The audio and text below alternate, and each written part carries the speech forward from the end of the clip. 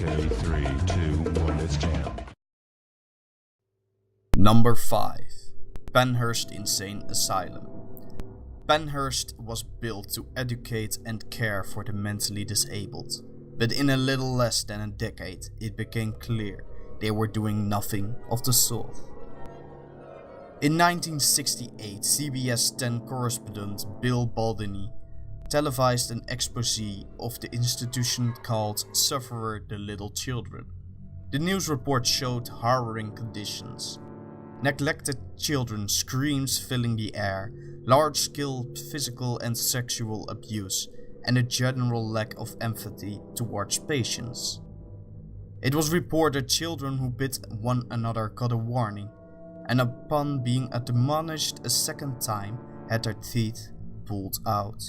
The report, along with witnesses, led to a successful class action lawsuit. The court found that over 3,000 of the institution's patients were not receiving care. Following this, the institution was closed. Number 4. Overbrook Insane Asylum. The comely house-like structure that is Overbrook Insane Asylum doesn't belie the horrors that once took place within.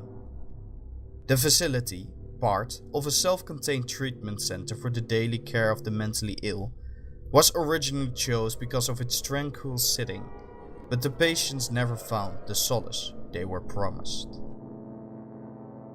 Overbrook's patients were subject to horrifying level of neglect, including an incident in 1917 where 24 patients were left to freeze to death in their own beds. After an influx of patients post-World War II, the Overbrook's facility became dangerously crowded, and as many as 150 patients went missing. Despite an expansion, the asylum closed its doors in 1975. The hospital and its tunnels are said to be heavily guarded against trespassers, but you can take a peek. It supposedly haunted wards in the screen adaptation of Chuck Palahniuk's Choke, for which the asylum was used as a set. Number 3. Greystone Park Hospital. If intentions counted for anything, Greystone's noble mission to provide a sanctuary for the mentally ill might have meant something. That is, had they not went on to interpret sanctuary as squeezing 2,400 people in a space meant to hold no more than 1,600.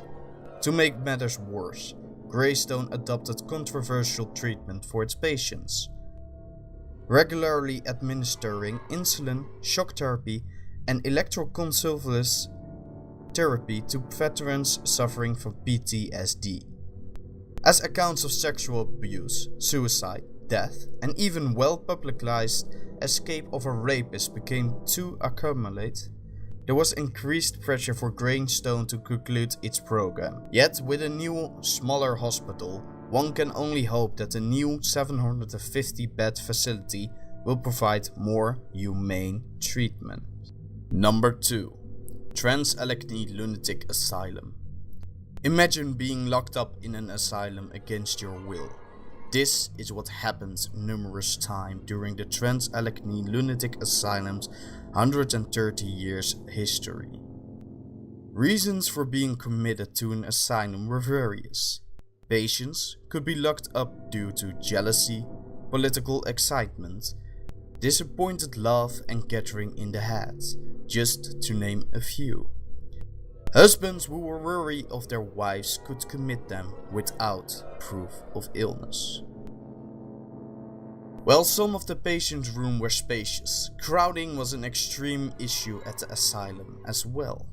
Originally designed to house 600 patients, by the 1950s more than 2,600 people were interred here. Lobotomies and shock treatment were considered normal treatment practices, with out-of-control patients often being locked in cages. Patients residing there were plagued with a variety of illnesses, including epilepsy, alcoholism, drug addiction, as well as mental defectives. According to a 1938 report by North American Medical Organization Survey Committee, The hospital, like many others of the time, suffered from poor sanitation, as well as insufficient furniture, lighting, and heating. Patients were often locked in bare rooms with very few comforts.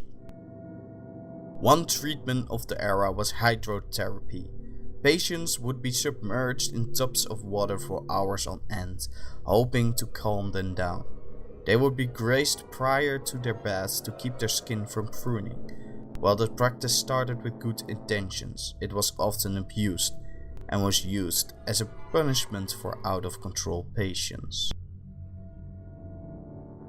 Number 1. The White House, located in Washington, D.C. The White House was built in the year 1800 to house the so-called President of the United States of America. Although it wasn't built for the purpose of housing mentally disabled people, it has been used for the purpose recently, with at least one confirmed case. The current resident of this place, a man so-called Donald Trump, has been described as a delusional man who has a tendency to see more people in a place than there really are, and has an obsession with a man's birth certificate. A truly frightful man.